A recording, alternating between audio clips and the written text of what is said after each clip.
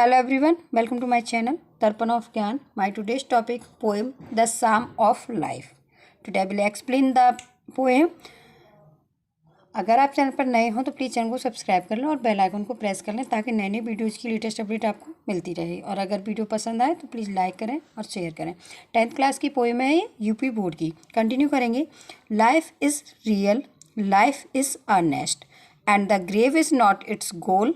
Dust thou art, to dust return nest, was not spoken of the soul. जीवन वास्तविक है, जीवन गंभीर है, अर्थात जीवन का उद्देश्य आनंद का उपभोग करना और मृत्यु को प्राप्त होना ही नहीं है। जीवन का उद्देश्य है कुछ करके दिखाने का। हमारा शरीर मिट्टी का बना हुआ है और मिट्टी में ही मिल जाएगा, किंतु यह बात आत्मा के लिए नहीं कही गई है।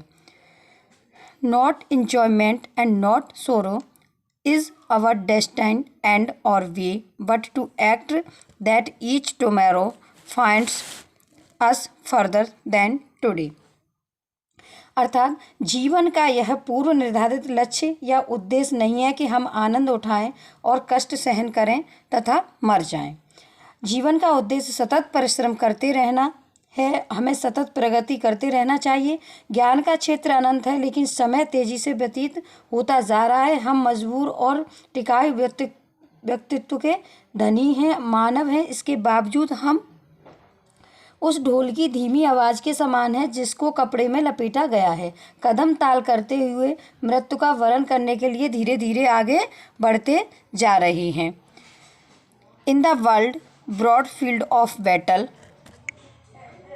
in the bayous of life, be not like dumb driven cattle, be a hero in the strife.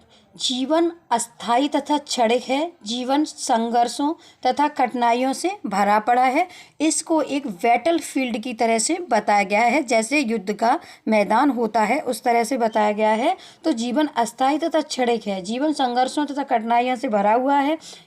इसमें पीछे नहीं हटना चाहिए, परंतु जीवन रूपी युद्ध में अपने कर्तव्य का निर्वाह करते हुए रहना चाहिए। मनुष्य को संसार में गूंगे तथा हाके जाने वाले पशुओं की भांति नहीं रहना चाहिए और उसे अपनी परिस्थितियों से विचलित नहीं होना चाहिए। Be a hero in the strife, और संघर्ष करते रहना चाहिए एक हीरो की भांति। कभी भी अपने पथ से नहीं हटना चाहिए, कभी भी विचलित नहीं होना चाहिए अपने लक्ष्य से। Let us then be up and doing with a heart for any fate, still achieving, still pursuing, learn a लेवर एंड टू वेट। महापुरुषों का जीवन हमें उत्साहित करता है कि हम उनका अनुसरण करते हुए स्वयं को दिव्य पथ का अनुगामी बनाए रखें। ऐसा करके हम मृत्यु के पश्चात लोगों के लिए प्रेरणा बन जाएंगे और युगों युगों तक याद किए जाएंगे। तो हमें कठिन परिश्रम करना चाहिए। नवयुवकों को धैर्यवान तथा घोर परिश्रमी होना चाहिए। उन्हें तत्कालिक परिश्रम की चिंता नहीं करनी चाहिए। लर्न टू लेवन एंड टू वेट। तत्कालिक परिश्रम की चिंता, पारिश्रमिक मतलब उससे हमें मिलने वाला फल, उसकी चिंता नहीं करनी चाहिए। फल की चिंता किए बगैर आगे बढ़ना चाहिए और अपने लक्ष्य को प्राप्त करना चाहिए। Thank you guys for watching my video.